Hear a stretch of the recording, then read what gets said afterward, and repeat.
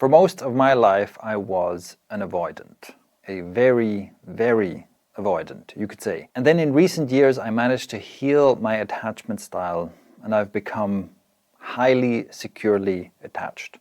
This has been a huge change for me, has made a huge difference. I made a separate video talking through the main benefits, the main changes I've noticed from healing my attachment style, and I'll link to that below. Today, I want to share the one thing that I believe made the biggest difference for me. There's a lot of content online about attachment styles, and there's surprisingly little about how to heal attachment styles compared to how much people talk about essentially what wounded attachment style is like and how to deal with it and this kind of stuff. So first of all, I want to put this out as I believe it's totally possible to heal your attachment style just based on my own experience.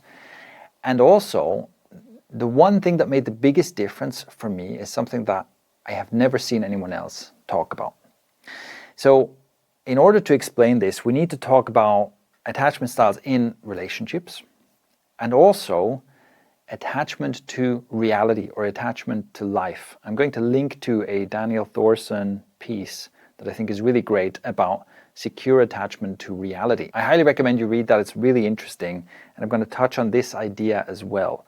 Because for me, the healing of my attachment style, I think, was only possible because it happened not only in the context of relationship with others, also in the context of relationship to life or to the world or to reality, and also in relationship to myself. So it's like there are three circles there, right? The smallest circle is my relationship to myself, then my relationship with other people, a larger circle around that, and then finally my relationship to life or reality or the world. And it was only possible for me to become securely attached by addressing all three, by healing all three layers. So I want to cut right to the chase. The one thing that made the biggest difference here is the idea that failure is permitted. Failure is allowed, which means I no longer have to contract myself and tense up and do everything possible to avoid failure. If we apply that to the three circles, it means that I personally am allowed to fail, a relationship is allowed to fail, and also other people are allowed to fail, and humanity as a whole is allowed to fail. I know that especially that last one is a bit weird, and I hope I can get this across in a way that makes sense, but this was really a very, very important idea to me. So first of all, originally, when I was deep in insecure attachment, I would have resisted all of these ideas. I was very, very concerned with avoiding failure myself. I was also not concerned with avoiding failure for other people, but I was very concerned about avoiding failure in a relationship. I was very bothered about the suffering of other people. I still have a lot of compassion for the suffering of other people, but I'm not grasping for some solution or to fix it as much as I used to. And I also felt like humanity as a whole must succeed. And I had a lot of stories in my mind from the media and whatnot about all the dangers, about how everything is getting worse. We're going to kill ourselves with some combination of climate change and World War III and AI taking over and turning everything into paper clips, or whatever the latest thing is to panic about, right? I was very, very worried about failure on the scale of humanity. For me, healing my attachment style was all about learning to let go of this. And in general, a lot of my most profound personal growth has been all about letting go. It has not been about adding things, new tools, new tricks, new behaviors. It's more about letting go. Here, it's actually the second ring, other people, that helped me. That I think that was the starting point, that was the seed.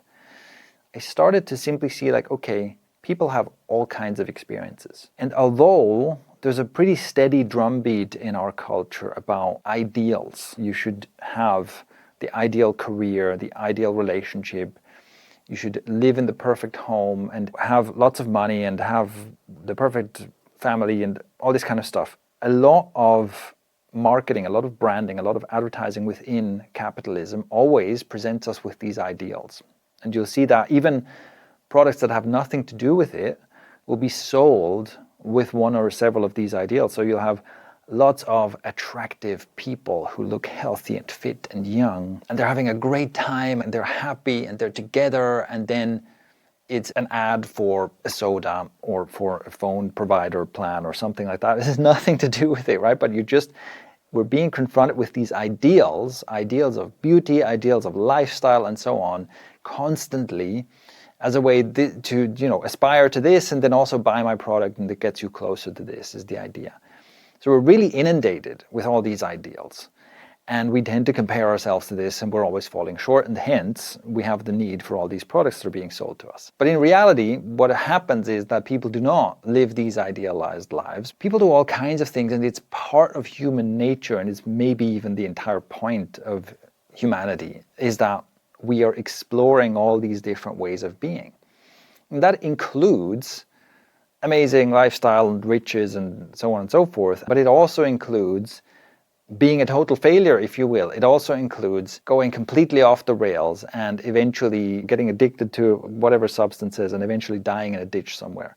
That is a life path that most of us would call a failure or a disappointment or a pity or whatever, but it's allowed.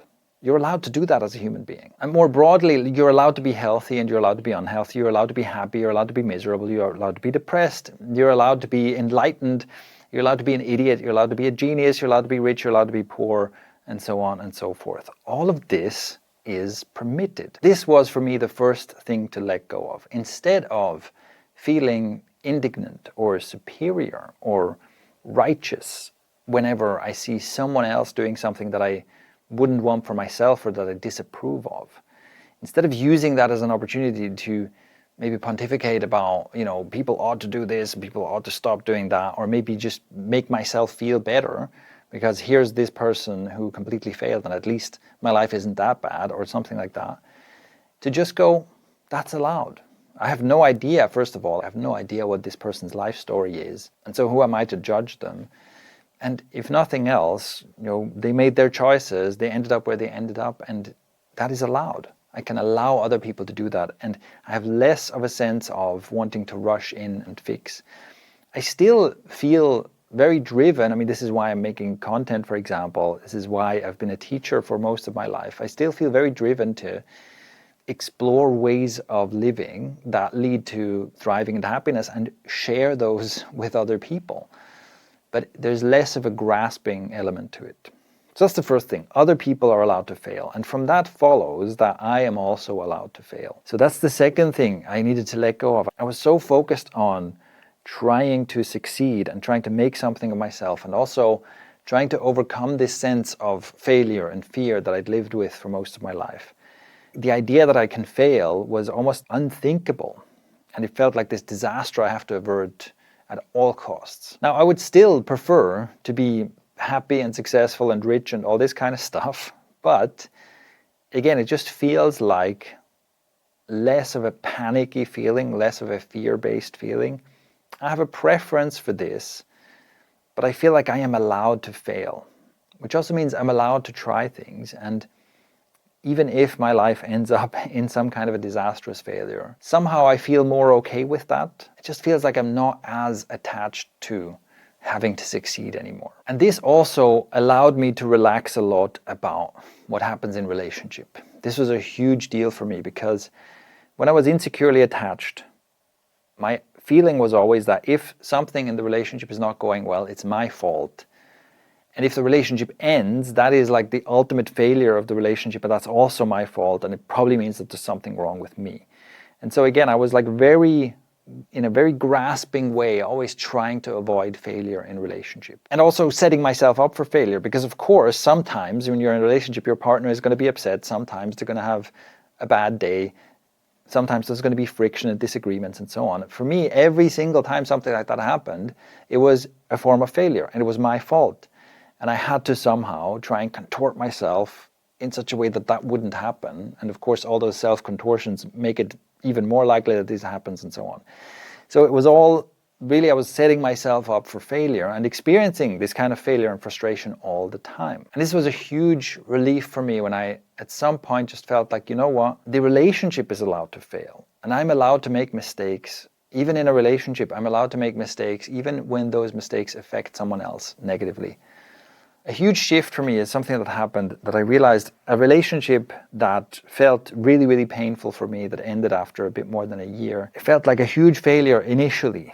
When that relationship ended, it was the typical thing. I felt like this was my fault. I failed. I let this person down. I wasted her time and so on and so forth. And it was a few years later that a friend asked me about it, and I realized that my thinking about it had totally changed. Because while I agree that yes, I made mistakes in this relationship and it's a pity that it ended, I now felt like, you know what, if she hadn't been with me during those 1.5 years or however long it was, chances are she would have either been with someone else who may have been a worse partner than me, who knows? I mean, it's possible that she would have been with a better partner than me, but it's also possible that she would have been with someone who made her miserable and didn't treat her well and didn't care for her. Or she might have been alone and unhappily alone. Before, I was just so convinced that if I'm not in the picture, she is going to be in the perfect ideal relationship. And therefore, anything less than being a perfect and ideal partner is this terrible failure and a waste of her time. Whereas now I'm just like, actually, realistically, most people you talk to have been in one or several like really bad relationships. So it's possible that, yeah, maybe the relationship with me wasn't the best one, but she could have easily been in a worse one. She could have easily been in a worse situation. Again, people do this all the time. People find themselves in crappy relationships and sometimes even stay in crappy relationships for many years all the time. So this is what takes us from other people are allowed to fail, therefore I'm allowed to fail, and therefore I'm allowed to fail even in a relationship. A relationship is allowed to end. And to really solidify this, for some reason, that third circle of, you know what, humanity as a whole is allowed to fail, was also an important component. I can't tell you why exactly, but I do think that somehow it was this attachment to avoiding failure, this grasping for avoiding failure, that affected me throughout the whole spectrum. So when I was young, even from a pretty young age, I felt like I somehow have to figure out how to save the world. I had this idea that the world is in danger, that humanity is, careening towards the cliff, which has been the narrative for my whole life, and I'm sure will remain the narrative basically for the foreseeable future, for sure.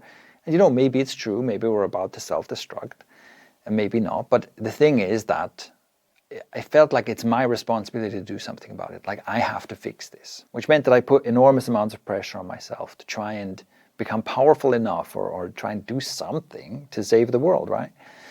Whereas now I'm like, well, first of all, I'm not that certain that the world is going to end. Everybody loves to believe that the world is going to end in their lifetime, or that humanity is going to destroy itself in our lifetimes or something. I'm not that convinced. But also, I've let go of this attachment where I'm just like, well, we're allowed to. Humanity is allowed to self-destruct. Humanity is also allowed to go through dramatic ups and downs, right? I think it's quite unlikely that we go extinct anytime soon. It's possible that we really mess this up and then there's maybe a few hundred years or maybe a few thousand years of hardship and a much smaller population and stuff. But humans will probably still be around in many millennia from now. I think that's quite likely. And it's also just not my job.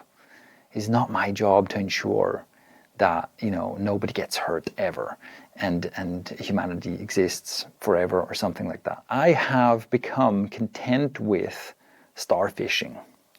So the idea of starfishing is based on a story that I don't know what the origin of this story is, but I've heard it like this. Someone goes for a walk on the beach and there's been a huge flood overnight and there's just millions of starfish stranded on the beach.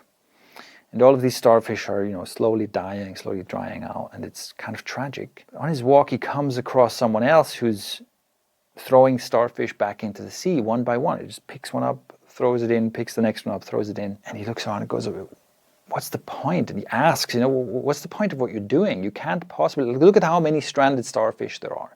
You can't possibly make a difference here. And the other guy just looks at him, picks up another starfish, throws it back in the sea and says, it made a difference to that one. So that is something that really landed for me, or it's more something that slowly sunk in.